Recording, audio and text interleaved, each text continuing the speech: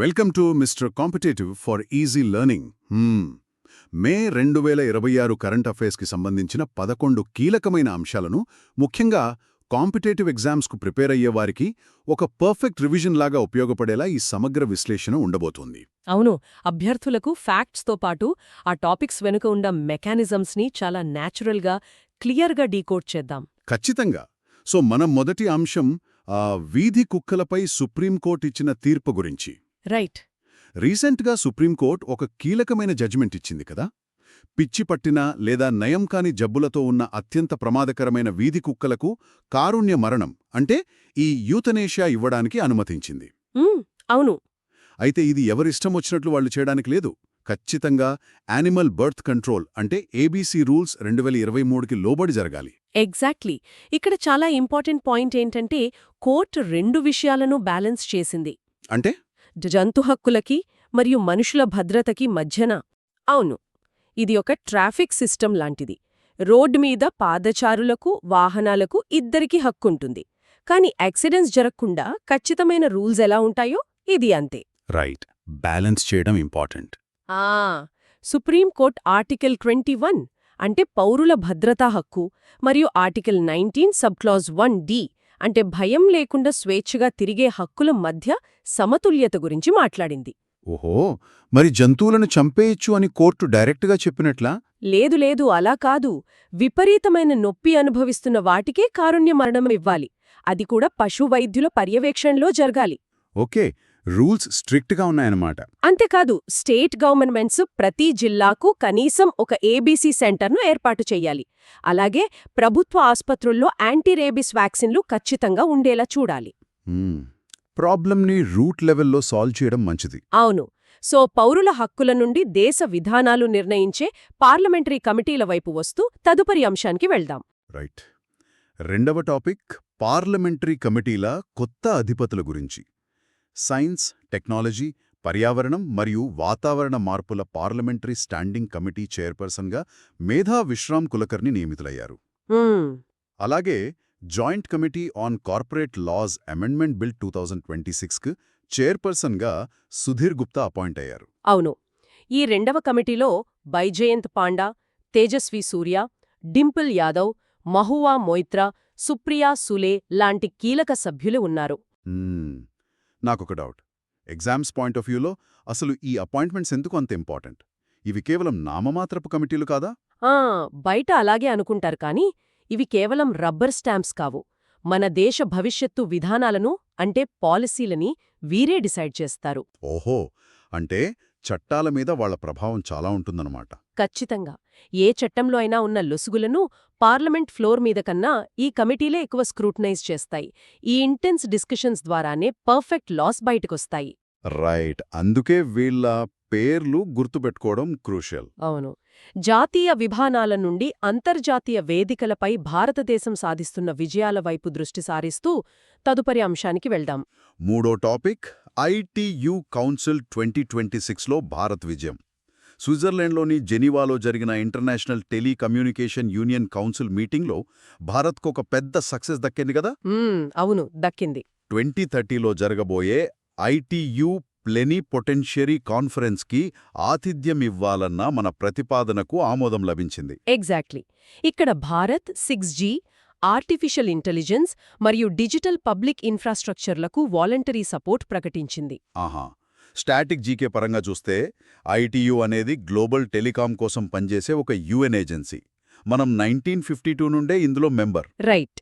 అయితే టెక్నాలజీలో 6G మరియు ఏఐకి భారత్ ఇంత ప్రాముఖ్యత ఇవ్వడం చూస్తుంటే అసలు ఈ మీటింగ్ మనం హోస్ట్ చేయడం వల్ల మనకొచ్చే లాభమేంటి? బేసిక్గా గ్లోబల్ టెక్ రూల్స్ సెట్ చేయడంలో ఇది మనకు చాలా పవర్ ఇస్తుంది. ప్లెనిపొటెన్షియరీ కాన్ఫరెన్స్ అనేది వాళ్ల highest policy making body. Okay. రేపు ప్రపంచంలో 6G గానీ ఏఐ గానీ ఎలా రెగ్యులేట్ అవ్వాలి అనేది మన దేశంలో కూర్చుని డిసైడ్ చేస్తారన్నమాట. వావ్, అంటే రూల్స్ రాసే పవర్ మన చేతిలో ఉందన్నమాట. అవును. కమ్యూనికేషన్ టెక్నాలజీ భద్రత నుండి మన దేశ వాయు సరిహద్దుల భద్రత వైపు మారుతూ తదుపరి అంశానికి వెళ్దాం. నాలుగవ టాపిక్ S-400 వాయురక్షణ వ్యవస్థ. రష్యా నుండి భారత్ 4వ S-400 ట్రియంఫ్ స్క్వాడ్రన్ను అందుకుంటోంది. దీనిని పశ్చిమ సరిహద్దుల రక్షణ కోసం రాజస్థాన్లో మోహరించే అవకాశం ఉంది. రైట్. ఇది ఎయిర్క్రాఫ్ట్లు, క్రూయిజ్ మిసైళ్లు మరియు బ్యాలిస్టిక్ మిసైళ్లను నాశనం చేయగల long range surface to air missile system. అంటే ఇది మన దేశానికి గాల్లో కనిపించనే ఒక బలమైన కవచం, ఒక ఇన్విజిబుల్ షీల్డ్ లాంటిదనొచ్చా? ఖచ్చితంగా అనొచ్చు. శ్రానిట్ జీకే పరంగా చూస్తే 2018లో మనం 5 స్క్వాడ్రన్ల కోసం ఒప్పందం చేసుకున్నాం. ఆఖరిది నవంబర్ 2026 నాటికి వస్తుంది. ఆహా, రాజస్థాన్ బార్డర్లో ఎందుకు పెడుతున్నట్లు? వ్యూహాత్మకంగా అది చాలా ఇంపార్టెంట్ ప్లేస్. శత్రువుల ఫైటర్ జెట్ టేకాఫ్ అవ్వగానే ఈ అడ్వాన్స్డ్ రాడార్ ట్రాక్ చేస్తుంది. ఏకకాలంలో మల్టిపుల్ టార్గెట్స్ని ఇది గాలిలోనే పేల్చేయగలదు. వావ్, స్ట్రాంగ్ డిటరెన్స్ అన్నమాట. అవును. రక్షణ రంగంలోని టెక్నాలజీ నుండి వ్యవసాయ రంగంలో వచ్చిన ఒక అద్భుతమైన టెక్నాలజీ ఆవిష్కరణ వైపు తదుపరి అంశానికి వెళ్దాం. 5వ టాపిక్ ఆర్టిఫిషియల్ ఇంటెలిజెన్స్తో జన్యు సవరణ. ఇది ప్రపంచంలోనే తొలి AI designed genome editing platform. దీని పేరు ప్లాంట్ ఓపెన్ క్రిస్పర్-1. కటక్లోని సెంట్రల్ రైస్ రీసెర్చ్ ఇన్స్టిట్యూట్ వాళ్ళు దీన్ని డెవలప్ చేశారు. అవును, వరి పంట మీద సక్సెస్ఫుల్గా టెస్ట్ చేశారు. ఇందులో సహజ సిద్ధమైన మైక్రోబియల్ ప్రోటీన్లకు బదులు ఏఐతో డిజైన్ చేసిన ఎంజైమ్స్ను వాడారట. అంటే ప్రకృతి సహజంగా ఇచ్చేవాటికన్నా ఈ ఆర్టిఫిషియల్గా తయారు చేసిన ఎంజైమ్స్ మెరుగ్గా పనిచేస్తాయా? ఖచ్చితత్వం. అంటే ప్రిసిషన్ విషయంలో ఇవి చాలా బెటర్. న్యాచురల్ ఎంజైమ్స్ వాడినప్పుడు ఒక్కోసారి ఆఫ్ టార్గెట్ ఎఫెక్ట్స్ వస్తాయి. ఓకే, అంటే వేరే చోట కట్ చేస్తాయా? అవును, కానీ ఏఐ ఎంజైమ్స్ సరిగ్గా ఎక్కడ కట్ చేయాలో అక్కడే కట్ చేసి ఎడిట్ చేస్తాయి. దీనివల్ల వాతావరణ మార్పుల్ని తట్టుకునే విత్తనాలను చాలా ఫాస్ట్గా డిజైన్ చేయొచ్చు. ఇది వ్యవసాయంలో పెద్ద మార్పు తెస్తుంది. రైట్, ప్రిసిషన్ ముఖ్యం. వరిగింజలోని సూక్ష్మమైన DNA నుండి అనంతమైన అంతరిక్షం వైపు ప్రయాణిస్తూ తదుపరి అంశానికి వెళ్దాం. 6వ topic the smile mission. European space agency మరియు చైనీస్ అకాడమీ ఆఫ్ సైన్సెస్ తొలిసారిగా సంయుక్తంగా చేస్తున్న పూర్తిస్థాయి స్పేస్ మిషన్ ఇది. సౌర గాలికి అంటే సోలార్ విండ్కి మరియు భూమి యొక్క అయస్కాంత ఆవరణకు మధ్య ఉన్న సంబంధాన్ని అధ్యయనం చేయడం దీని లక్ష్యం. ఎగ్జాక్ట్లీ. ప్రపంచంలోనే తొలి స్పేస్ బార్న్ సాఫ్ట్ ఎక్స్రే ఇమేజర్ని ఇది మోసుకువెళ్తోంది. నార్త్ పోల్ నుండి 1.21 లక్షల కిలోమీటర్ల ఎత్తులో ఇది పనిచేస్తుంది. ఆహా, అంటే ఎండ తీవ్రత నుండి కళ్లను కాపాడుకోవడానికి మనం సన్గ్లాసెస్ ఎలా పెట్టుకుంటామో, భూమిని సోలార్ తుఫానుల నుండి కాపాడేందుకు ముందుగా హెచ్చరించే అలారం సిస్టమ్ లాంటిదా ఇది? భలే చెప్పారు. అవును, ఒక అలారం సిస్టమే ఇది. సోలార్ పార్టికల్స్ మన మ్యాగ్నెటోస్పియర్ని ఢీకొన్నప్పుడు సాఫ్ట్ ఎక్స్రేలు వస్తాయి. ఓకే. ఆ ఎక్స్రేలను ఇమేజర్ క్యాప్చర్ చేసి ఒక మ్యాప్ని ఇస్తుంది. దాని ద్వారా జీపీఎస్, పవర్ గ్రిడ్లకు వచ్చే ముప్పును ముందే పసిగట్టి కాపాడుకోవచ్చు. వావ్, టెక్నాలజీ భలే ఉంది. అంతరిక్ష వాతావరణం నుండి మన చుట్టూ ఉన్న వాతావరణ కాలుష్యాన్ని తగ్గించే అంశం వైపు తదుపరి అంశానికి వెళ్దాం. 7వ టాపిక్ భారతదేశపు తొలి ఆల్గే ట్రీ మేంచి. మధ్యప్రదేశ్లోని భోపాల్లో ఉన్న స్వామి వివేకానంద పార్కులో దీన్ని ఇన్స్టాల్ చేశారు. అవును, ఇది సోలార్ పవర్తో నడిచే పరికరం. గాలిలోనే కార్బన్ డయాక్సైడ్ను పీల్చుకుని ఆక్సిజన్ను వదులుతుంది. ఫ్యాక్ట్స్ చూస్తే ఒక ఆల్గే ట్రీ 25 పెద్ద చెట్లు పీల్చుకునేంత కార్బన్ను గ్రహిస్తుందట. రైట్. ఇది 15 మీటర్ల పరిధిలో PM 2.5 వాయు కాలుష్య కారకాలను 45 నుండి 55% వరకు తగ్గిస్తుంది. నాకిక్కడొక డౌటొస్తోంది. 25 చెట్లతో సమానం కదా అని చెట్లను నరికేసి తక్కువ జాగా తీసుకుని మిషన్లు పెట్టుకోవచ్చా? లేదు లేదు, అలా ఎప్పటికీ అనుకోకూడదు. ఎగ్జామ్స్లో కూడా ఈ పాయింట్ కన్ఫ్యూజ్ చేస్తుంది. ఆహా. చెట్లు పక్షులకు ఆవాసమిస్తాయి, గ్రౌండ్ వాటర్ని పెంచుతాయి. ఈ మిషన్ వాటన్నిటినీ చెయ్యలేదు. ఇది విపరీతమైన కాలుష్యమున్న అర్బన్ ఏరియాస్లో ఒక అదనపు సహాయం మాత్రమే, కానీ ప్రకృతికి ఇది ఎప్పటికీ ప్రత్యామ్నాయం కాదు. ఓకే, జస్ట్ సపోర్ట్ కోసం అన్నమాట. క్లియర్. ప్రకృతి గురించి మాట్లాడుకుంటున్నాం కాబట్టి ప్రకృతిలో ఒక అద్భుతమైన ప్రయాణం చేసే పక్షి గురించి తెలుసుకుందాం అంటూ తదుపరి అంశానికి వెళ్దాం. 8వ topic Amur falcon tracking project. మణిపూర్లో అపపంగ్ మరియు అలంగ్ అనే పేరున్న 2 అమూర్ ఫాల్కన్ పక్షులకు శాటిలైట్ ట్రాన్స్మిటర్లు అమర్చారు. ఈ ప్రాజెక్టును wildlife institute of India మరియు మణిపూర్ ఫారెస్ట్ డిపార్ట్మెంట్ కలిసి అమలు చేస్తున్నాయి. అవును. వీటి ప్రయాణం గురించి వింటే ఆశ్చర్యమేస్తుంది. ఇవి దక్షిణాఫ్రికా నుండి తూర్పు ఆసియాకు దాదాపు 6000 కిలోమీటర్లు ప్రయాణం చేస్తాయి. అరేబియా సముద్రాన్ని కేవలం 6 రోజుల్లో దాటుతాయి. కరెక్ట్. స్టాటిక్ జీకేలో చూస్తే ఇవి ఉత్తర చైనా లేదా రష్యాలో బ్రీడింగ్ చేస్తాయి. ఐయుసిఎన్ జాబితాలో ఇవి లీస్ట్ కన్సర్న్ కేటగిరీలో ఉన్నాయి. మన 1972 వన్యప్రాణి సంరక్షణ చట్టం కింద వీటికి రక్షణ ఉంది. కేవలం 6 రోజుల్లో 6000 కిలోమీటర్లు ప్రయాణించడం ఏంటి అసలు? అది కూడా సముద్రం మీదుగా. అవును, వినడానికి ఆశ్చర్యంగానే ఉంటుంది. కానీ అవి భూమధ్యరేఖ దగ్గర గాలి ప్రవాహాలను చాలా తెలివిగా వాడుకుంటాయి. మరి ట్రాన్స్మిటర్లు ఎందుకు పెట్టినట్లు? ఈ ట్రాకింగ్ వల్ల గ్లోబల్ బర్డ్ మైగ్రేషన్ ప్యాటర్న్స్ ఎలా మారుతున్నాయో, వాతావరణ మార్పుల ప్రభావం ఏంటో క్లియర్గా అర్థమవుతుంది. ఓహో, ఫ్యూచర్ స్టడీస్కి హెల్ప్ అవుతుందన్నమాట. ఖచ్చితంగా. 1000 కిలోమీటర్లు ప్రయాణించే పక్షి నుండి 36 కిలోమీటర్లు వ్యాపించి ఉన్న ఒక చారిత్రక కట్టడం వైపు తదుపరి అంశానికి వెళ్దాం. 9వ టాపిక్ కుంభాల్గఢ్ కోట గురించి. గ్రేట్ వాల్ ఆఫ్ చైనా తర్వాత ప్రపంచంలోనే 2వ అతి పొడవైన నిరంతర గోడ ఉన్న కోటగా యునెస్కో సర్వేలో ఇది గుర్తింపు పొందింది. రాజస్థాన్లోని అరావలి పర్వతాల్లో ఉంది ఇది. అవును, ఉదయ్పూర్కు 84 కిలోమీటర్ల దూరంలో.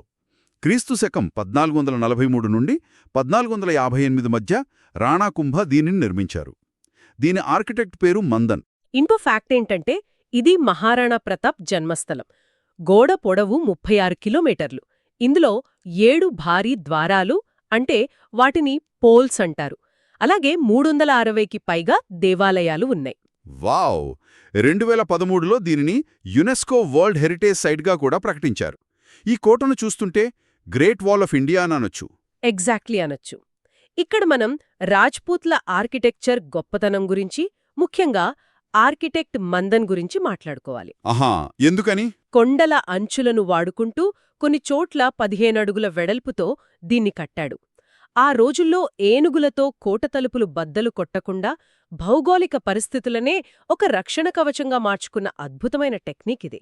నిజంగా గ్రేట్ ఆర్కిటెక్చర్. ప్రాచీన కాలపు ఆర్కిటెక్చర్ నుండి ఆధునిక డిజిటల్ ఆర్కిటెక్చర్ అయిన బ్యాంకింగ్ టెక్నాలజీ వైపు తదుపరి అంశానికి వెళ్దాం. 10వ టాపిక్ తొలి ఏఐ ఆధారిత ఫిజిటల్ బ్యాంకింగ్ గురించి. భారతదేశపు తొలి ఫిజిటల్ బ్యాంకింగ్ బ్రాంచ్ అస్సాంలోని గువాహతిలో ప్రారంభమైంది. అస్సాం ముఖ్యమంత్రి హిమంత బిస్వ శర్మ దీన్ని స్టార్ట్ చేశారు. ఫిజిటల్ అంటే ఏంటంటే ఫిజికల్ బ్యాంకింగ్ సేవలను మరియు అధునాతన డిజిటల్ టెక్నాలజీని కలపడం.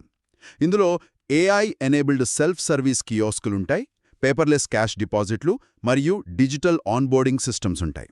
రైట్. అంతా యంత్రాలే చేస్తే నాకు డౌట్ ఏంటంటే భవిష్యత్తులో బ్యాంక్ ఉద్యోగుల ఉద్యోగాలు పోతాయా? ఇది చాలా ప్రాక్టికల్ క్వశ్చన్. కానీ ఇది ఉద్యోగులను తొలగించడం కాదు, వాళ్ళని అప్స్కిల్ చేయడమన్నమాట. అప్స్కిల్లింగా? అంటే క్లరికల్ పనులు, క్యాష్ కౌంట్ చేయడం లాంటివి యంత్రాలు చూసుకుంటే ఉద్యోగులు కస్టమర్లకు ఫైనాన్షియల్ అడ్వైజ్ ఇవ్వడం మీద ఫోకస్ చేయొచ్చు. ఓహో, అంటే వాళ్ళ రోల్ మారుతుందన్నమాట. ఎలా మారుతున్నాయో చూద్దాం అంటూ చివరి అంశం వైపు తదుపరి అంశానికి వెళ్దాం. 11వ టాపిక్ షీ మార్ట్ చొరవ. భువనేశ్వర్లో గ్రామీణాభివృద్ధి మంత్రిత్వ శాఖ దీని మార్గదర్శకాలను ఖరారు చేసింది. షీ మార్ట్ ఫుల్ ఫామ్ ఏంటంటే self help entrepreneurs marketing avenues for rural transformation. మహిళా నేతృత్వంలోని గ్రామీణ వ్యాపారాలకు అంటే ఎస్హెచ్జీలకు మద్దతివ్వడం దీని లక్ష్యం. ఇది DNRLM కింద పనిచేస్తోంది. దీనిలో ముఖ్యమైన పాయింట్ ఏంటంటే ఇది ONDC అంటే ఓపెన్ నెట్వర్క్ ఫర్ డిజిటల్ కామర్స్తో అనుసంధానం చేయబడింది. ఆహా, 2029 నాటికి 3 కోట్ల లక్షాధికారి దీదీలను తయారు చేయాలనే లక్ష్యానికి ఇది తోడ్పడుతుందంటారు. మరి ONDCకి కనెక్ట్ చేయడం వల్ల ప్రాక్టికల్గా మధ్యవర్తుల దోపిడీ ఎలా తగ్గుతుంది? ఏంటంటే గ్రామీణ ప్రాంతాల్లో తయారుచేసే వస్తువులను అమ్మాలంటే వాళ్ళకి డైరెక్ట్ మార్కెట్ ఉండదు కదా. ఈ ONDC ద్వారా నేరుగా జాతీయ స్థాయి ఆన్లైన్ మార్కెట్కి ఆ ప్రోడక్ట్స్ని తీసుకొస్తారు. ఓకే, అంటే కస్టమర్ డైరెక్ట్గా కొనొచ్చా? ఖచ్చితంగా. దీనివల్ల మధ్యవర్తులుండరు, లాభం మొత్తం డైరెక్ట్గా ఆ మహిళలకే వెళుతుంది. వావ్, ఇది నిజంగా మంచి చేంజ్. ఏంటంటే ఈరోజు మాట్లాడుకున్న 11 అంశాలను గమనిస్తే నాకొక థాట్ వస్తోంది. ఆహా, ఏంటది? జెనెటిక్ ఎడిటింగ్ దగ్గర నుండి టెలికాం నిర్ణయాలు మరియు గ్రామీణ మహిళల ఉత్పత్తులు అమ్మడం వరకు ప్రతి చోట డేటా మరియు ఆర్టిఫిషియల్ ఇంటెలిజెన్స్ అనేది ఒక కామన్ థ్రెడ్గా మారిపోయింది కదా. ఎగ్జాక్ట్లీ. అభ్యర్థులు కరెంట్ అఫైర్స్ని విడివిడిగా కాకుండా ఇలా కనెక్ట్ చేసి చదువుకుంటే అసలు ప్రపంచం ఎటు వెళ్తోందో ఈజీగా అర్థమవుతుంది. టెక్నాలజీ అన్ని రంగాల్ని ఎలా ప్రభావితం చేస్తుందో ఆన్సర్స్లో రాస్తే మంచి స్కోర్ వస్తుంది. అవును, ప్రతి టాపిక్ని ఇలా లింక్ చేసుకుంటూ చదవడం ఎగ్జామ్స్కి చాలా హెల్ప్ అవుతుంది. మరొక ముఖ్యమైన సెషన్లో కలుద్దాం.